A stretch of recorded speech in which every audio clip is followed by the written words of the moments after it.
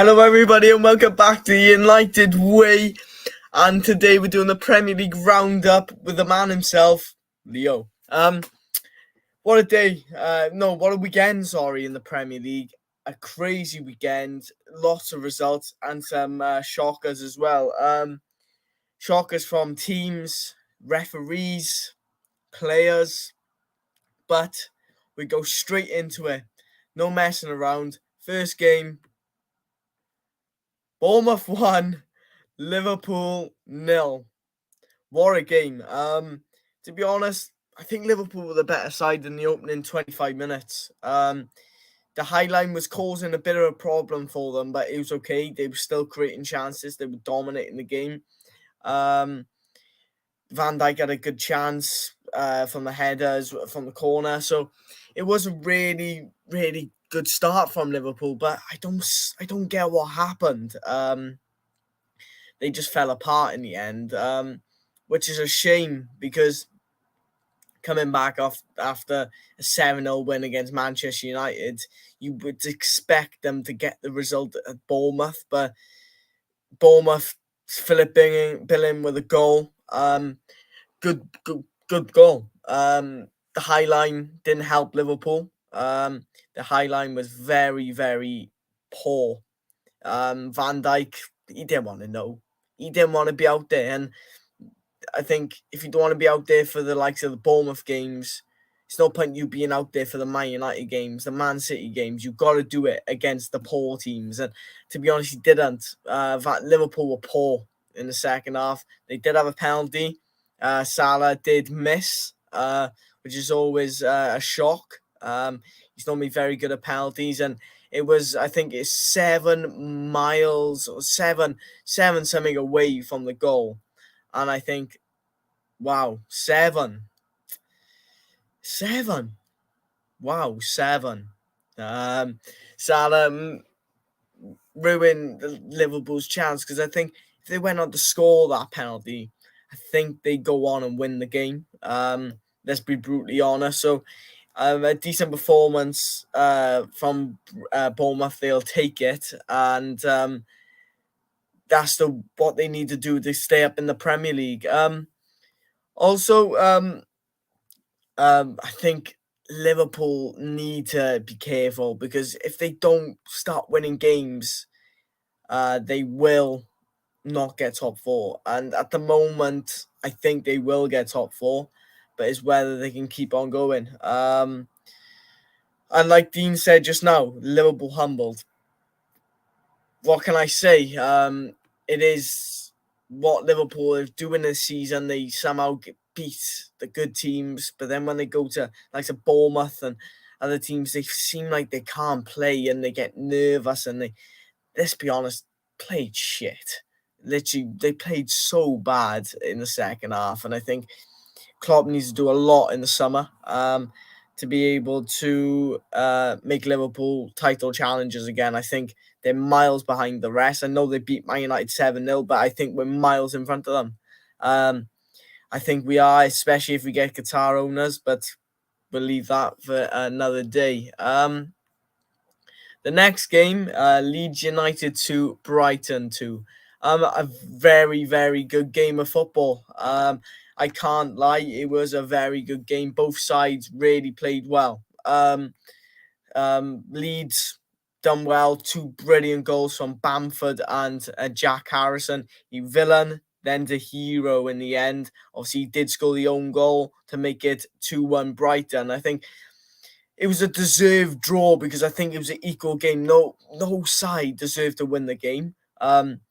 But I think it shows that how good Brighton are when they're not playing good, but they can still get points. And to be honest, they could have got the win, but brilliant finish by Jack Harrison.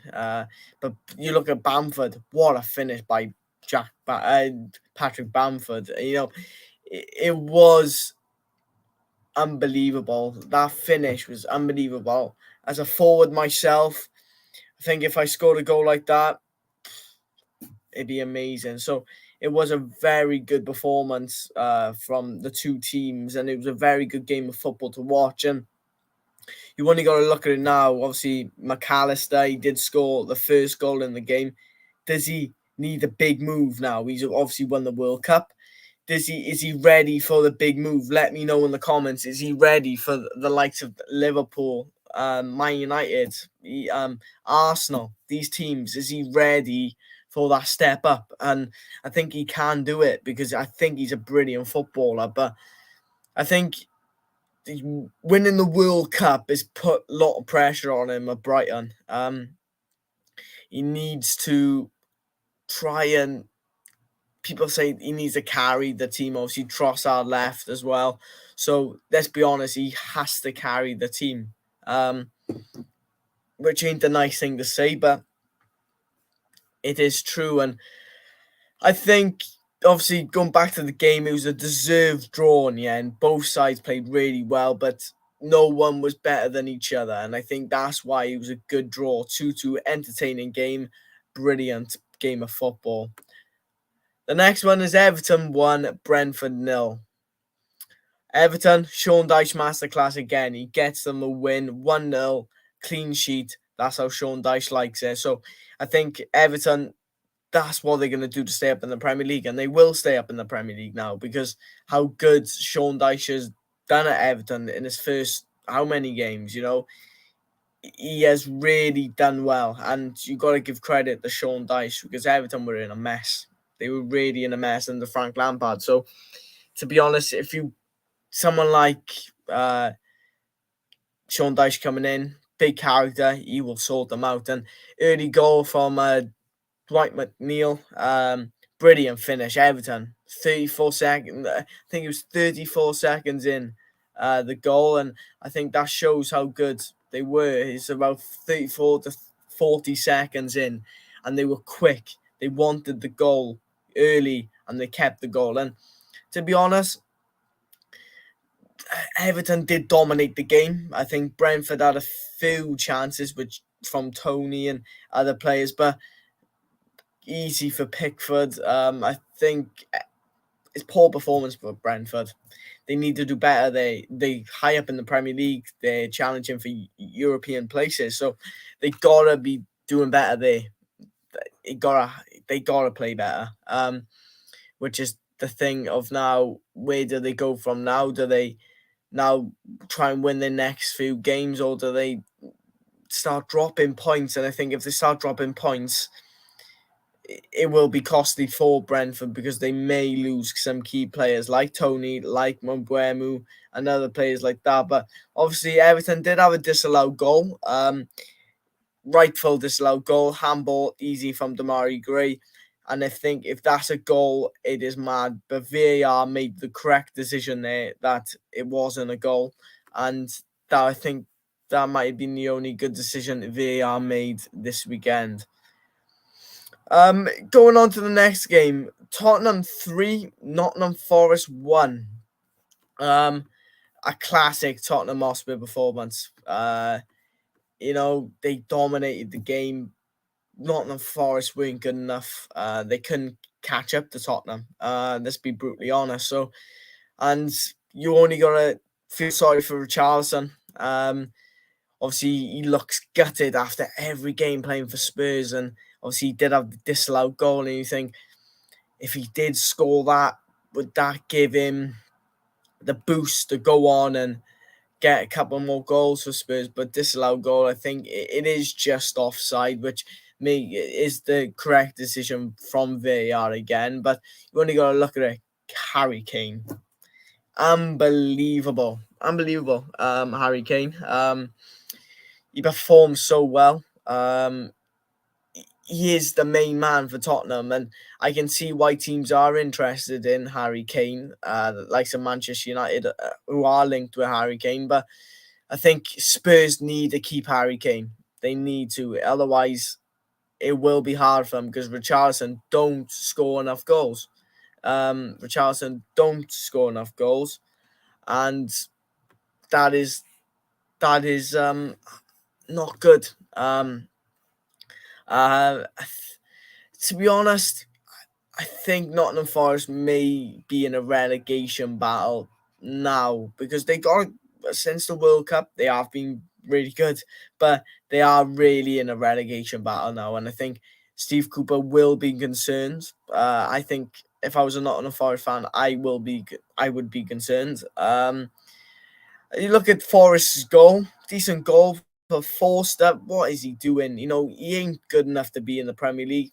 I'd be honest. Poor from Forster. He came out, didn't demand his box, Worrell back post header.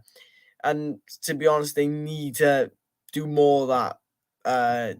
Nottingham Forest try and crowd the keeper, make it hard for the keeper, and that's what they've done. But Forster, you got to do better, and he got to.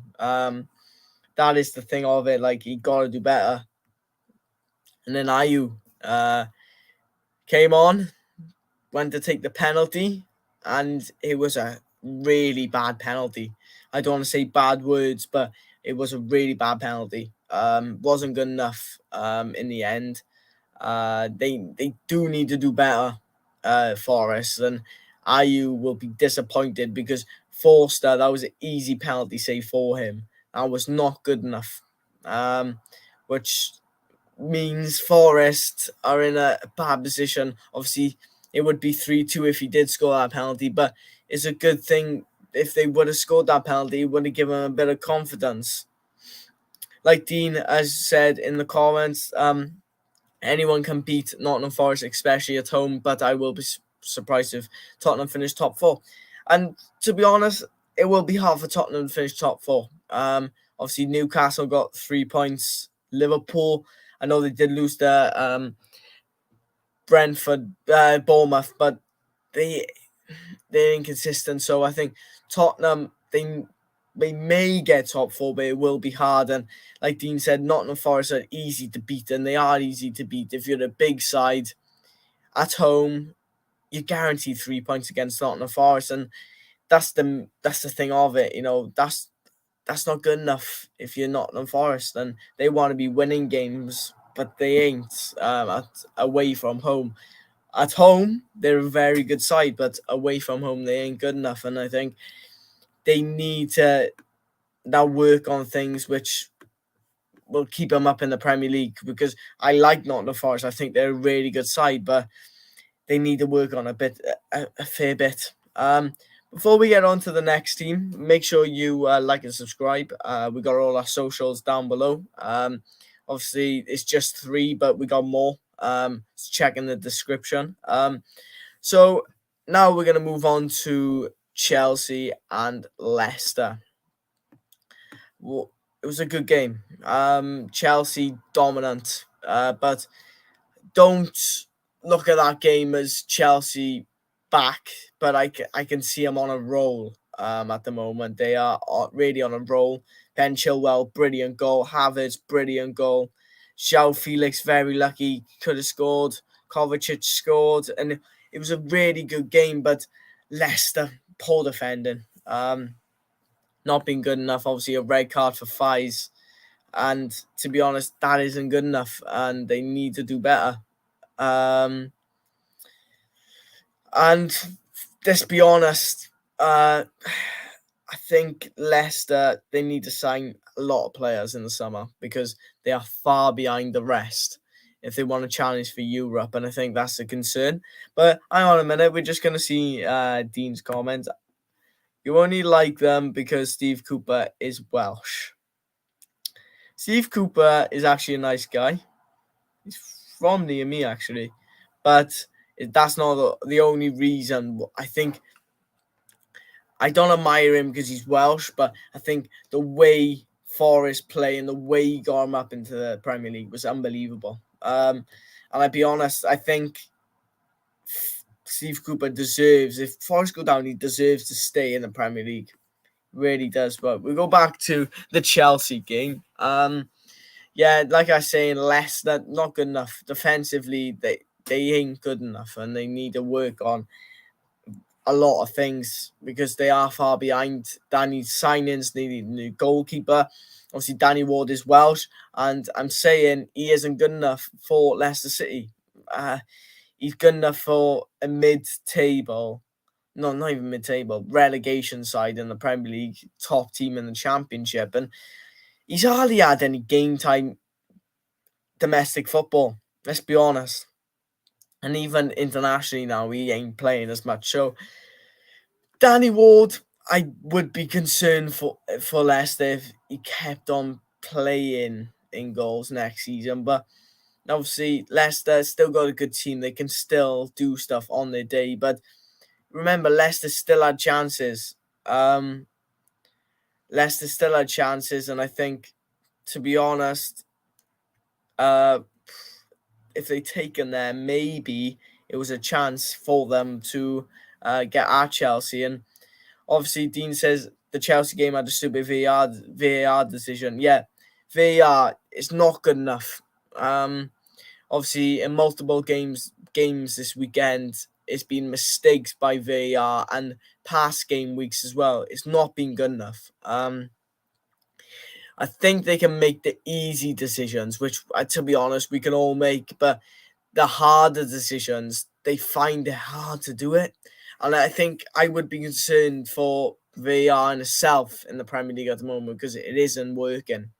I think it works for maybe offsides and stuff like that, but nothing else. It's not good enough VAR, and it needs to have a lot of work on if it wants to continue in the Premier League. And that's the only reason why teams are dropping points and teams are getting frustrated, because VAR is stupid. It is stupid. It is stupid. Obviously, another game was the Manchester City versus Crystal Palace game. A very, very boring game. At Selhurst Park. I'm even bored talking about it because it was so boring. Manchester City just dominated the ball, done what they needed to do, but they didn't dominate as much as I thought, though. But it was still boring. Haaland missed a sitter. He still scored. What a beast. Let's be honest.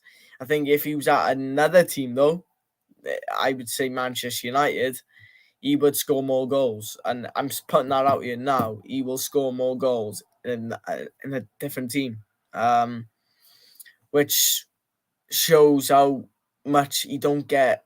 He don't score enough for Man City. And you might say, no, he got 28 goals.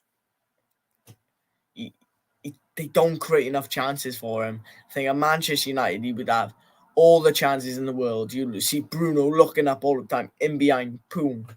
Like, you look at the chance we had in the first half against Liverpool. Haaland back post instead of Bruno, or Haaland with a Rashford chance. That's going in. That is going in. And I think Man City are trying to play to Haaland's strengths, but they can't do it. So I think Manchester City, a lot of work needs to be done if they want to win the league. And we'll go to Arsenal in a second, but are they looking like they ain't going to win the league now? And to be honest, I would be concerned if they can't win the league. 3 years in a row, they're trying to do it, but I don't think they can. They are a bit behind now. Arsenal are pushing away. And as we're getting further and further on, Arsenal are looking confident. They're looking ready to bring the Premier League trophy back to Arsenal after how many years. So if Arsenal win a Premier League trophy before Manchester United, it will be a shock. To be honest, we didn't really think that maybe 2 years ago.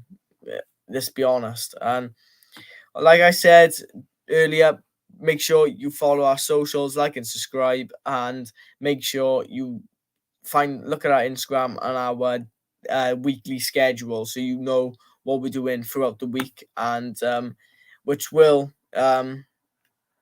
be interesting. Dean says he is a good player, but unfortunately our owners are rubbish and we didn't get him. Obviously, we didn't have Champions League football.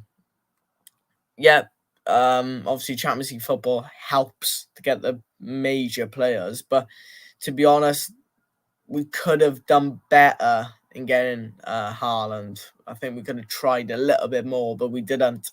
And hopefully when Qatar come in, we might have a chance. We might have a chance to get in the likes of the big names, the big guns as they are called. The next game, Aston Villa versus West Ham. Not a bad game. It was a decent game. West Ham needed the point to get out the relegation zone. They got it. A very equal game, but it wasn't as good as the Leeds and Brighton game, but it was still a good game. A few decent saves from the keeper. Watkins scoring the goal. He did need that goal, Ollie Watkins, because it seems like he's struggling to score since Dean Smith left Villa Park. And why not?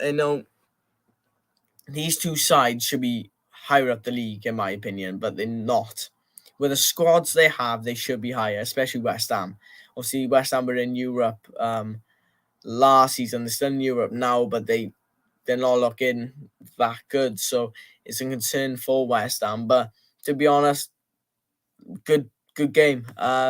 West Ham obviously had a penalty.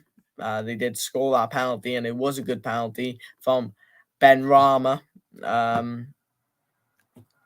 It was a brilliant penalty in the end. Martinez couldn't do anything about it. He was left standing there.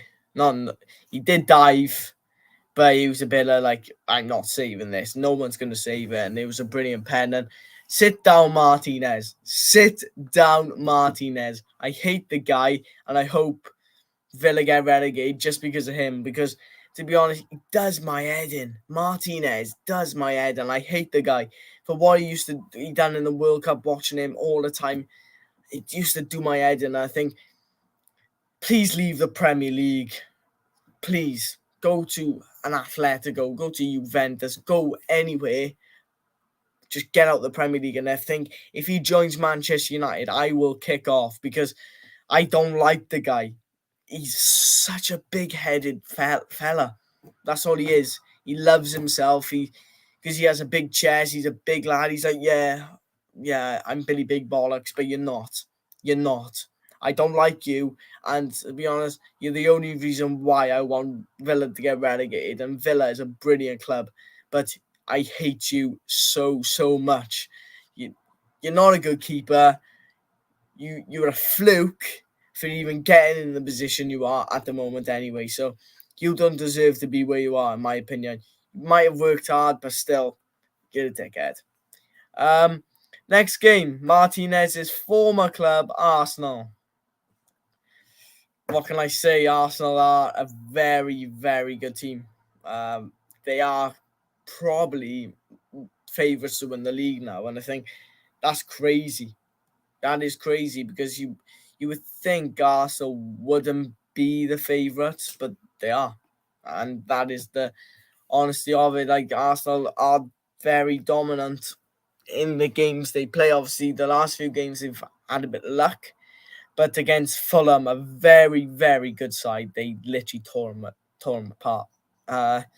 Gabriel with a goal, brilliant goal using my FBL. So, but Arsenal are very, very good. And to be honest, I wouldn't be surprised if they win the league now. I've always said Man City. I'm still saying Man City, but I wouldn't be surprised if Arsenal do win the league now. The gap will get bigger if City don't sort themselves out. And I'd be honest, Arsenal are looking too good.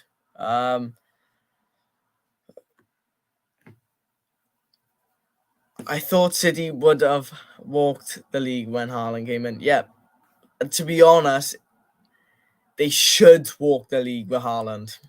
They should, but if they played how Haaland would like to play, by looking at balls in behind, balls over the top, they would be smashing it. Or maybe if Man City didn't sell Jesus, for one, he wouldn't be at Arsenal, and two, they wouldn't have Haaland. So I think that gives them a better chance in itself because Jesus worked in Manchester City's system, Haaland doesn't, which means he is slowing them down.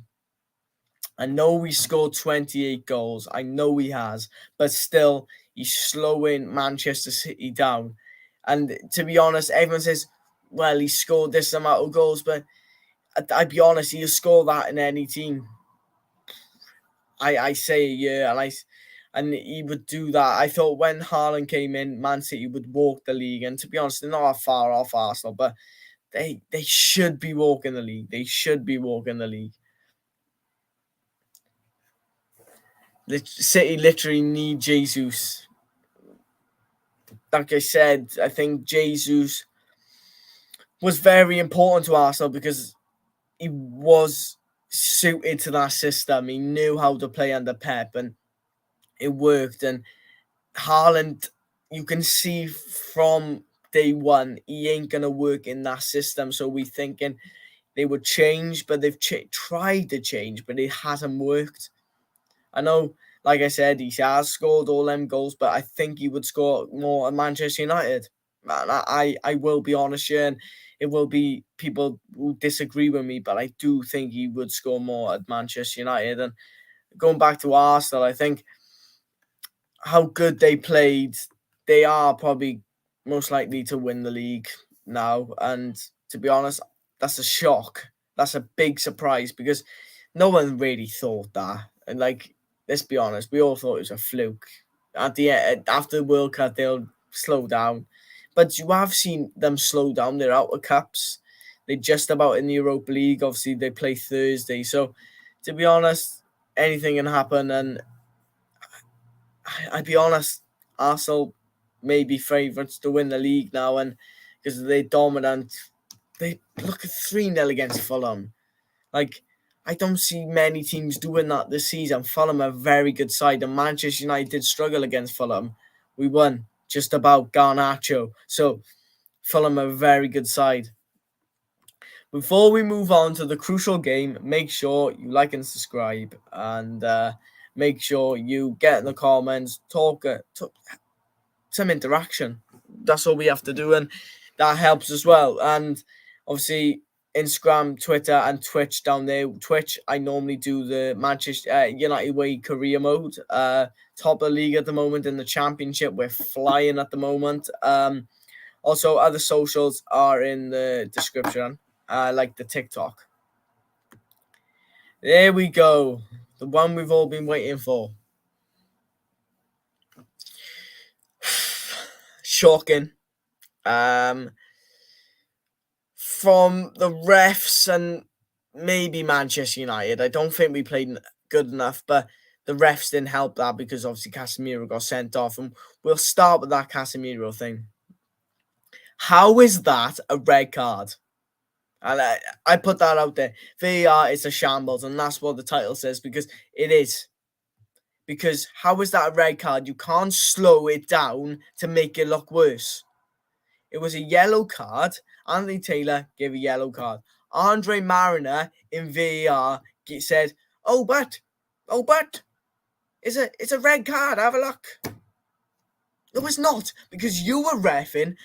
I think it was the Leicester game, and you still them tight kind of tackles. You give a yellow card. Are you clueless, Andre Mariner? You need to retire and get a tidy job. You need to get a tidy job. And like Dean said, we aren't gonna appeal it because the ban will go further up. It's 4 games. It will probably go to 6 if we appeal it. 6 games out for Casemiro in the Premier League. That's not good. That's pretty much to the end of the season, which ain't good. And you think the refs would be better, but it's no point Manchester United appealing it because the FA will back the referees, which is wrong. They need to look back on that and say to the referees, "You've not been good enough," because that was a red card. You slowed it down. How? You can't slow it down because it was a game. It's a game situation. You can't say, "Right, we'll slow it down and watch it." From different angles, it doesn't look bad. But the angle they were watching on, it looked worse. Exactly like his red card against Crystal Palace. And I'm done with referees. I'm done with VAR. I was done with them before. I'm really done now. Because, let's be honest, they ain't good enough. They are a shambles. And that's why Manchester United drew 0-0.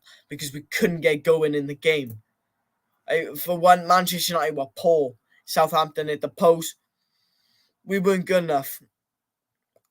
We weren't good enough, and to be honest, the draw 0-0, I think Ten Hag could have done better sometimes, but we weren't good enough. The draw 0-0 against Southampton, not good enough. And like Dean said, we need to beat fit Fred McTominay to step up, but they're not going to step up. I know Fred's been good in the last few weeks, but none of them are going to step up, especially Scott McTominay. He ain't going to step up for the shirt. He doesn't want to play for Manchester United, in my opinion. He's not good enough, and he was never good enough. Maybe when he first came through, everyone was like, oh, he's a good player, but he's not. He's not a good player, and Manchester United need to do a lot in the summer. And hopefully Qatar comes in, because otherwise we are screwed. We need the financial backing, because the Glazers won't give it to us. If we bring in Wout Weghorst, right? And I'd be honest, we had 9 men on the pitch. Wout Weghorst is one of the worst players I've ever seen in a Manchester United shirt. And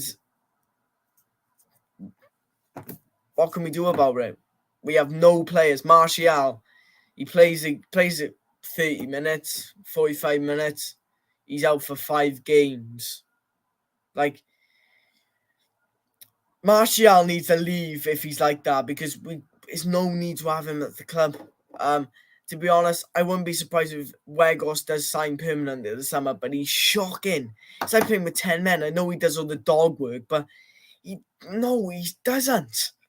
Everyone's like, he's a good player, but he isn't. He can't score. You look at the last game.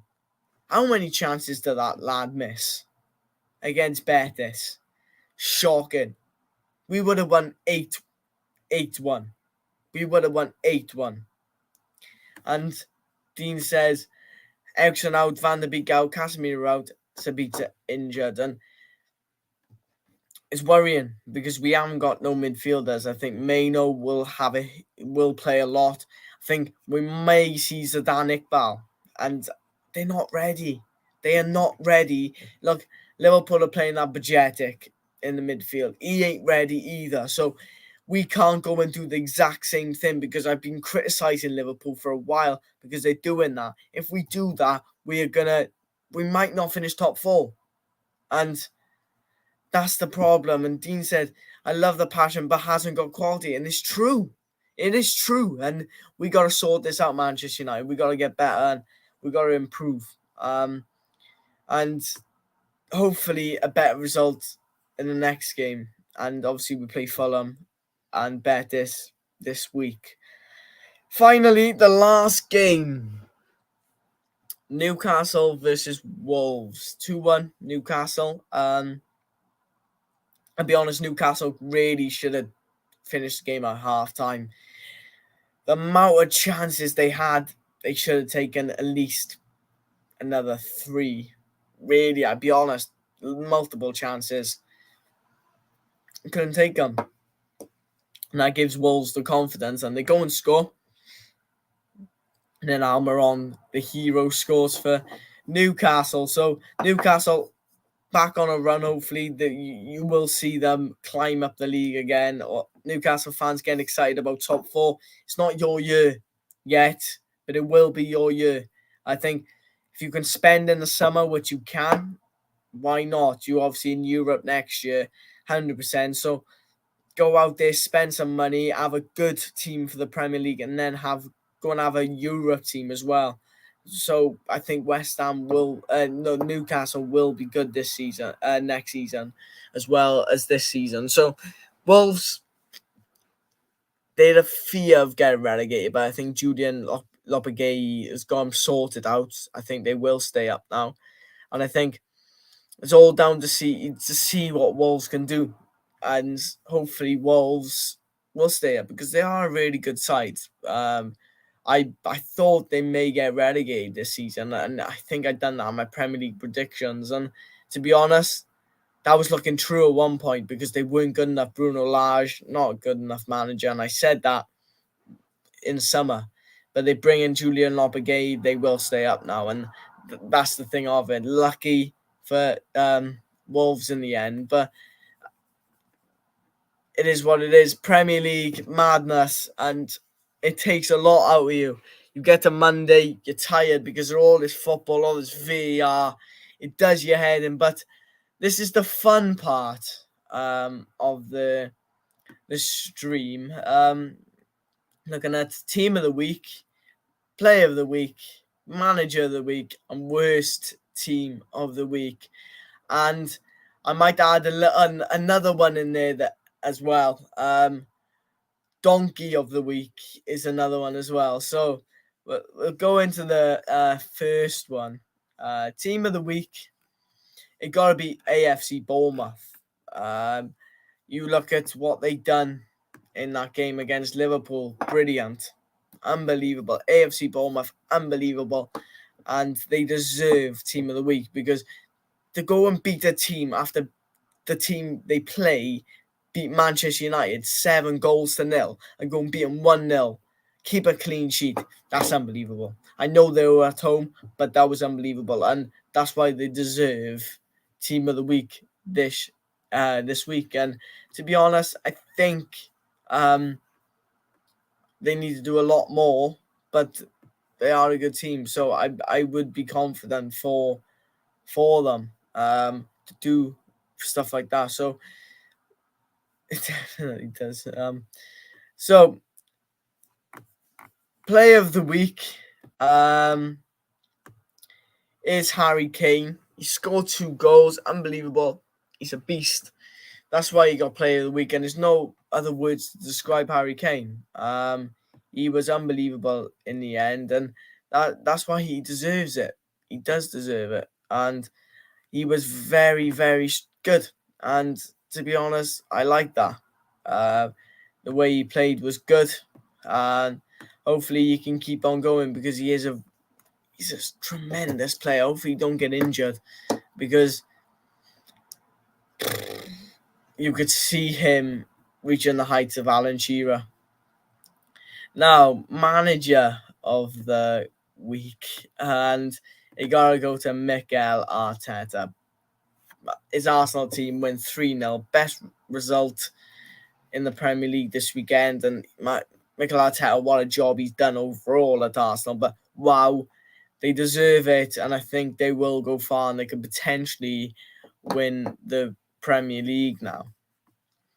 Worst team of the week, and the same players playing for them as well. The donkey of the week, and the worst team of the week is Liverpool, and the donkey of the week is Mohamed Salah. That brings a smile to my face. They lost 7-0, but Liverpool, the worst team of the week, and Salah, donkey of the week for missing that penalty. It makes me smile. Salah, shh. All Liverpool fans, shh. Jamie Carragher, shh. United on top. You may have beat us 7-0, okay? Are you going to win a trophy this season? No. Are you going to get top 4 this season? No. You just had 7-0. I have a trophy parade just for the 7-0 win. Go on, sit down. Sit down. I only got a smile about that. I only got a smile. And to be honest, that makes it a good end to the stream because Liverpool, donkey of the week, Mohamed Salah. Worst team of the week, Liverpool. I only got a smile. I only got a cheer. And to be honest, what a stream. What a good first stream. And remember, the socials are down below. Make sure you do subscribe. And to be honest, help the channel because we are growing. And obviously, this is Dean's team of the week. He got Arsenal. Fair point.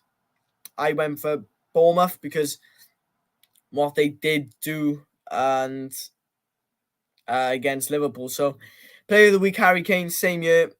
Manager of the week, Arteta, same year. Worst team of the week, Liverpool, same year. Donkeys of the week, Anthony Taylor, VAR, and Salah. And I think I agree with you totally. And to be honest, it brings a good end to the stream that when you can call Liverpool a Liverpool player the donkey of the week after they beat us 7-0. Remember, the socials are down there, the description's there, the Instagram's there, Twitter's there, and you only got to smile. And we will, as Dean said, be the biggest fan channel in a year. Give us a year. We will be the biggest fan channel, not only the biggest Manchester United fan channel, the biggest fan channel in the world. And be here to see us rise as well. Be here from the start. And I think that's the most exciting part about our channel. We're all young, we can grow together. And to be honest, like I said, Liverpool, overall, donkeys of the week. Come on.